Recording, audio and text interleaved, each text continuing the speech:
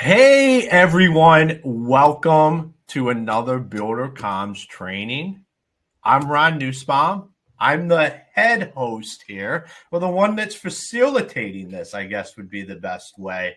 And I'm joined by an amazing woman. I was thinking about it as we were coming up to this morning, and I was getting ready for it, and I was like, man, about a year and a half ago, 2 years ago, when I made the transition from being in the construction industry to working in service of the construction industry, Ruth was one of the first people that welcomed me with open arms, had me on her podcast, and she does amazing things for the construction industry. Her podcast has been a top 5 for I don't even know how many years at this point in time. But a true heart for helping the industry. Today, she's going to be talking about how AI is impacting the financial segment of the construction industry. And I'll let her tell you a little bit about herself, and then we'll dive right in there. Ruth, thank you for joining us today. As always, it's an honor to have you on anything we do.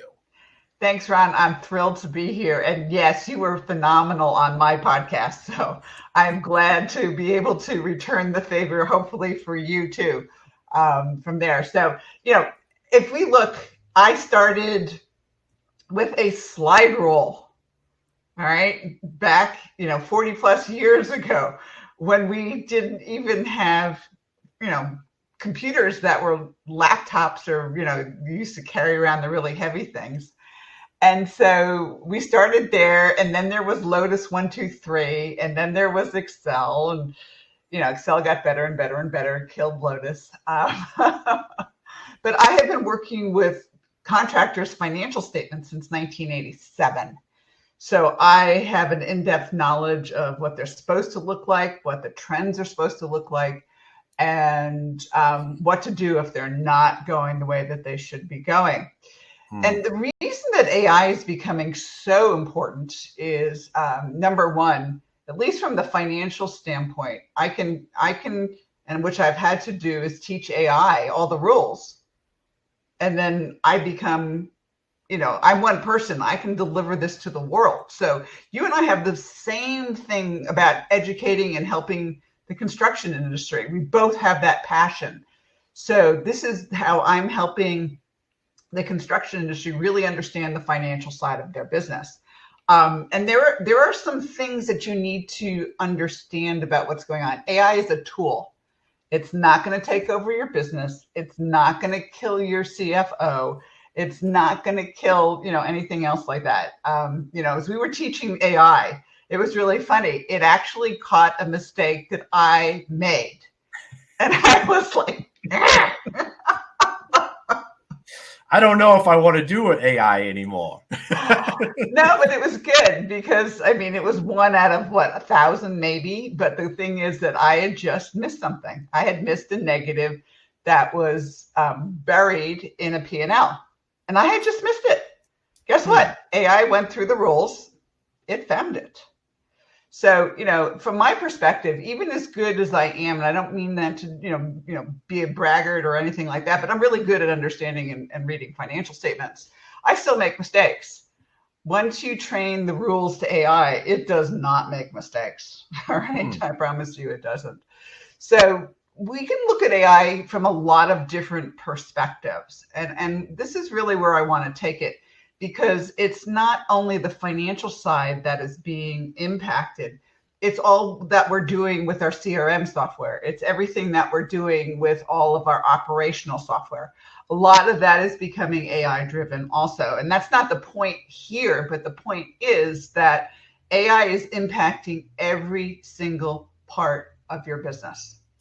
And what it's going to do is going to make you better. It's going to give you more options, and it's going to give you things that go on in terms of you'll be able to, as a human being, make better decisions. All right. That will never take away. We still are going to have humans. I'm still going to be around. You're still going to be around until robots can actually install equipment, do plumbing, wire a house. Need I go any further? That's not going to happen anytime soon. All right. Yeah.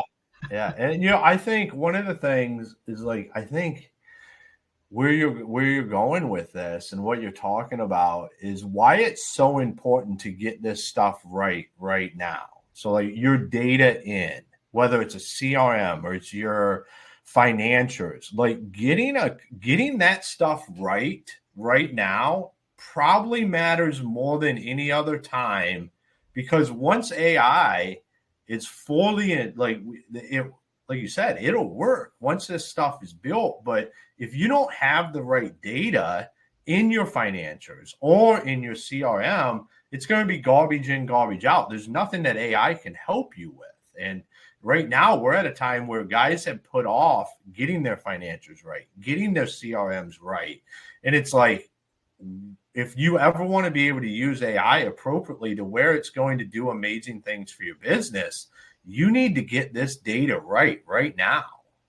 Yeah, that is so true. The other thing that's impactful is the companies that use the AI really, really well, and they have all this information in, they're going to be able to, run circles around you and potentially put you out of business. I'm not saying they're going to, but they'll know their costs down to the penny. They'll know their KPIs down to the, decimal points and stuff like that. Yeah. And if you don't have it, you're going to be competing against people who do have it, which gives them a huge advantage. If you want to grow, you need AI. It's not an option. All right. If you want to stay and you want to keep your head in the sand and everything else like that. And I'm dealing with some older contractors who are in their 70s and stuff like that, who basically said, I'm selling my business. I don't want to deal with this. And that's their option. And some of them are turning over to their kids who can't wait. I'm not saying who they are. They can't wait till dad and mom get out so that they can actually implement a lot of this technology. Because dad and mom still, unfortunately, they will begrudgingly use a computer. They'll begrudgingly use, a cell phone or something like that. But they like paper. I have one of my clients whose sons are now running the business. And he said, if it were up to me, we would still be on paper and pencil. That's how I made it through Katrina. He's in New Orleans. And the only way he made it through Katrina was having everything on paper and pencil, because all of everything else was gone. And he just built the business. He built a phenomenal business as a result of it, but basically on paper. Now his kids are looking at him, rolling their eyes in the back of their head going, come on, Dad, we got to start. I mean, they are using the technology. But he's been kicking and screaming, and he wants, basically to, let them do it once he's really comfortable that they can do it. So he doesn't deal with it. And so if you're, of the age where you just don't want to deal with it, and you don't have sons or daughters or, employees who want to take over the business, I would seriously think about selling it to an outsider. You're still going to need good financials either way. But if you're in your 60s, 70s, maybe 80s, and you say, I'm done, I don't want to deal with this, go sell it.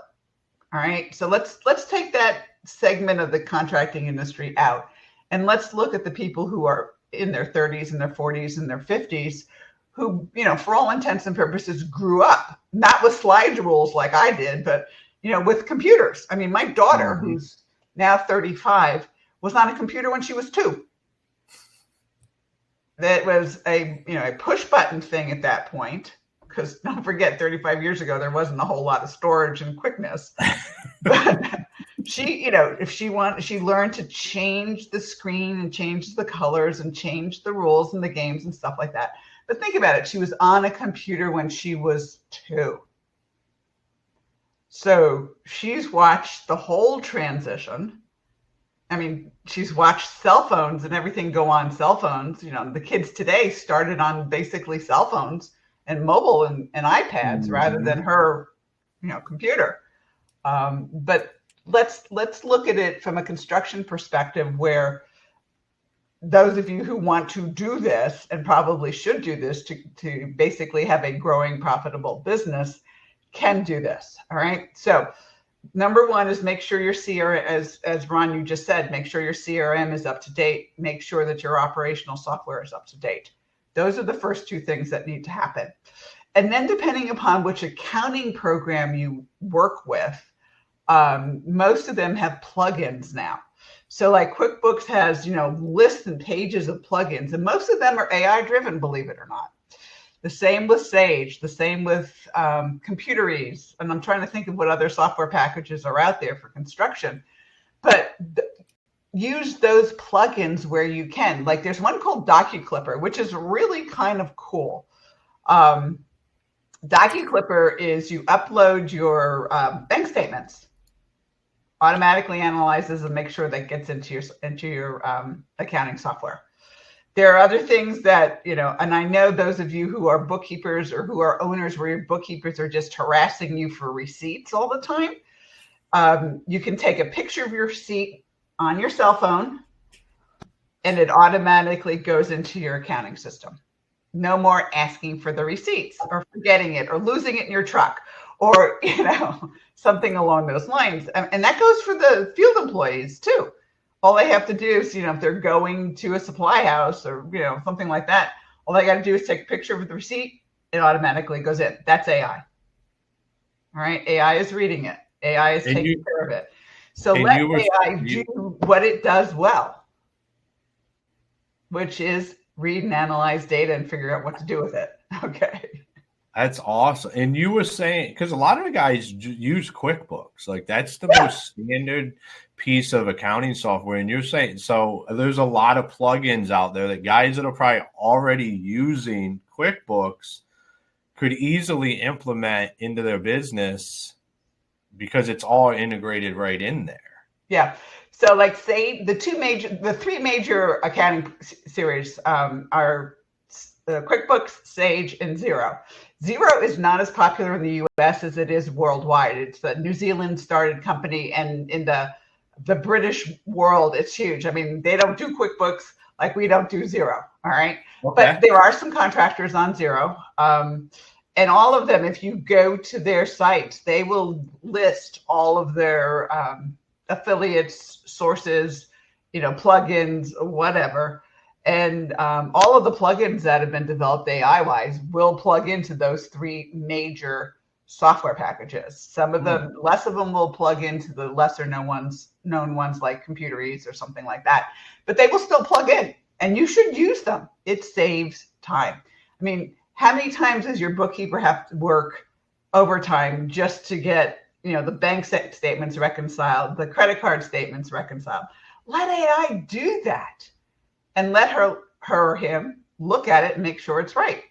Usually AI will just, if it doesn't understand something and it can't follow a rule, it will kick it out, and then you're going to have to do it manually.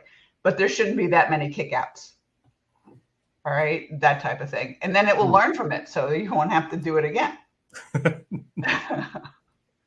That's one of the amazing things that I find about AI is its ability to continuously learn. So like you said, if something gets kicked out, you can teach it from that so that doesn't happen again. Or if you don't get it what you're looking to get, most of the time it's operator error. It's not the AI, it's the person operating the AI.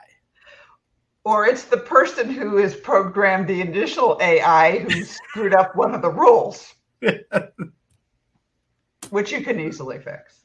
Yeah. But it's an iterative process creating the initial set of rules. I can tell you it's been very exciting, very frustrating, but ultimately really, really good. So, make sure that you don't spend a whole lot of time. You don't have to spend a whole lot of time anymore with AP, AR, reconciliations, things like that. AI does all of those things. No, it's not going to replace you. It's going to make your job a little bit easier and a little bit quicker and less having to, work at 8:00 on a Saturday night to get everything done. The back end, once you QuickBooks or Sage or Xero or whomever creates your P&L and balance sheets, that's only the next step, because the financial analysis is really what's critical. And that's what we do. I mean, our AI is not creating a P&L and balance sheet. It's not doing taxes. It's not reading tax law to figure out what taxes, things would be best for you. We don't do any of that stuff. We look at the back end, which has been what I've been doing for the past 40 plus years. But, we got it so that AI, you can upload your financial statements. AI will read them and tell you whether there's anything wrong in them. And that's the one I missed, that little itty bitty thing. And then you click a button and it will analyze them for you. And so after the analysis, what we're working on right now, which will be done in the next couple months, is letting you know, okay, your trends are not heading in the right direction. Here are places that you can go to turn them around. So for example, if AI is starting to see decreasing current ratio, which is current assets divided by current liabilities, which says, can you pay your bills? Are you profitable or not profitable? Or getting more profitable, getting less profitable? And we start seeing current ratio going down, a couple months in a row in a trailing basis also, AI is going to go, hey,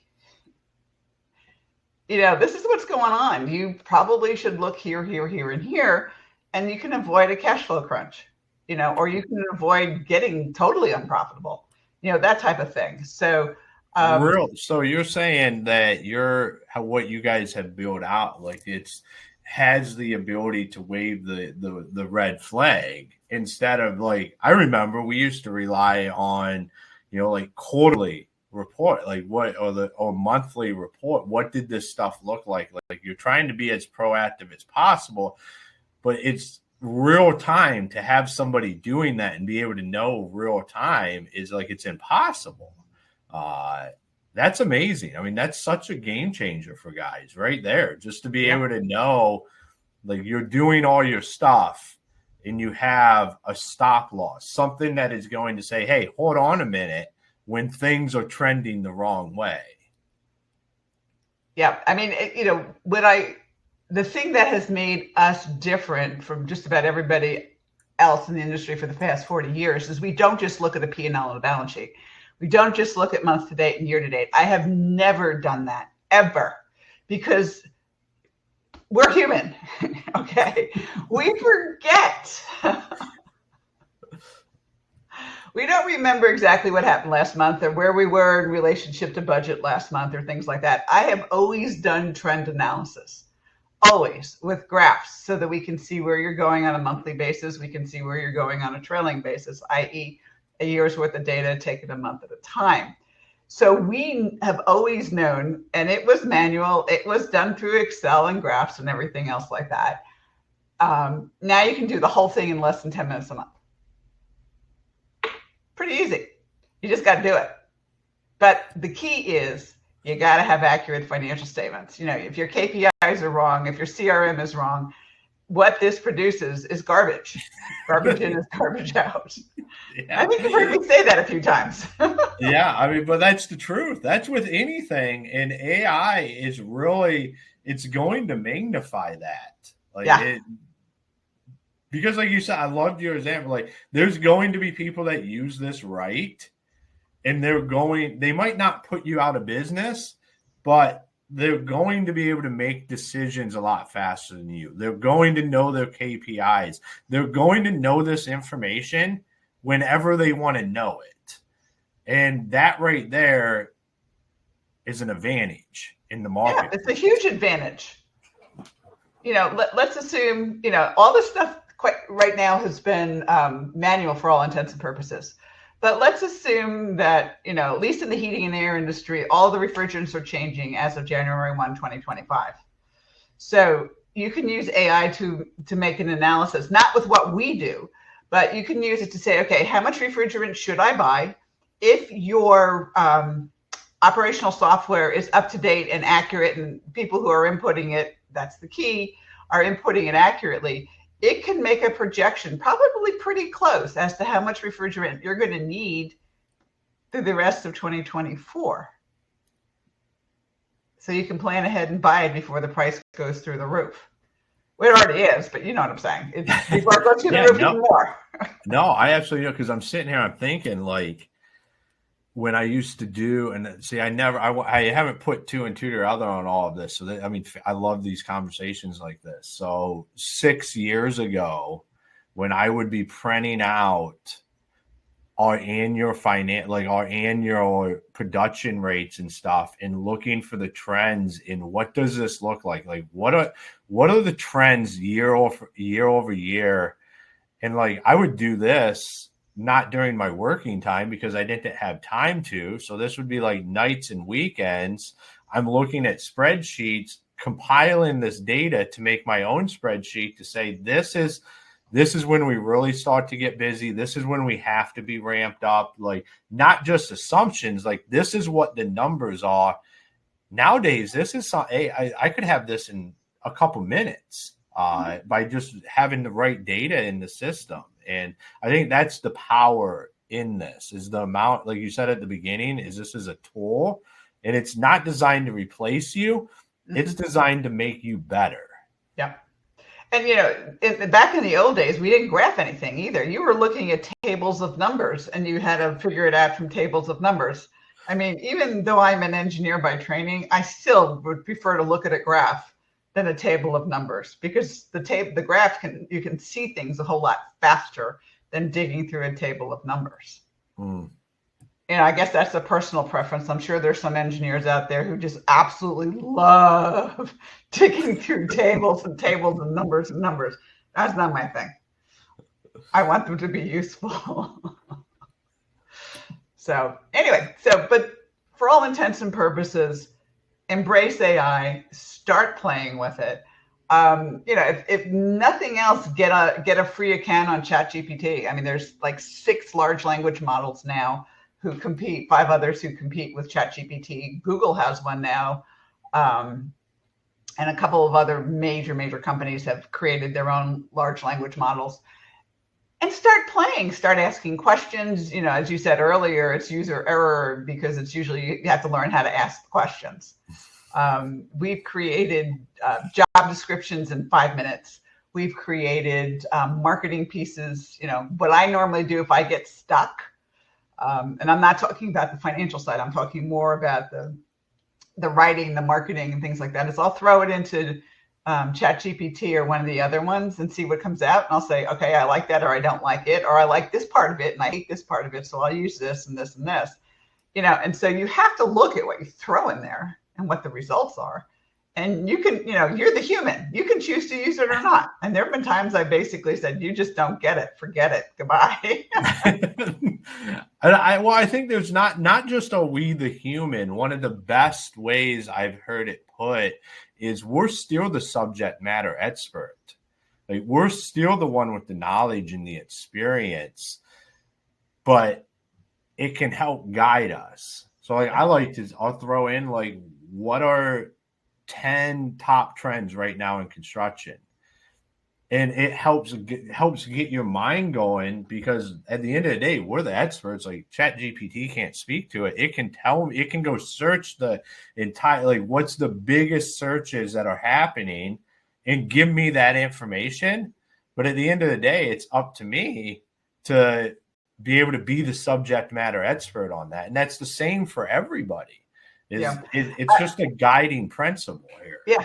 I will tell you, this is not in our industry, but I know a couple of physicians who are using it.